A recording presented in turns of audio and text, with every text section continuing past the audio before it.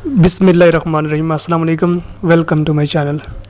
आपसे रिक्वेस्ट है कि वीडियो को मुकम्मल देखें और मेरे चैनल को सब्सक्राइब कर दें। बहुत ज़रूरी तिबी मालूमात। ब्रेन अटैक हार्ट अटैक से ज़्यादा ख़तरनाक होता है। पाँव का सुन्न हो जाना हाई ब्लड प्रेशर और शुगर की वजह से होता है। ज़्यादा ख्वाब देखने वाले का मैदा ख़राब होता है। जिगर के अटैक में मरीज़ साल साल एड़ियाँ रगड़ रगड़ कर मरता है। सीना की जलन मैदा से उठने वाली गैस की वजह से होती है। पेट दर्द अगर खाना खाने के बाद हो तो ये मैदा की ठंडक है, इलाज गर्म दवा से किया जाए। पेट दर्द हर वक्त रहता हो तो ये मैदे की सोजिश है। वीडियो अच्छी लगे तो वीडियो को लाइक और चैनल को सब्सक्राइब कर दें।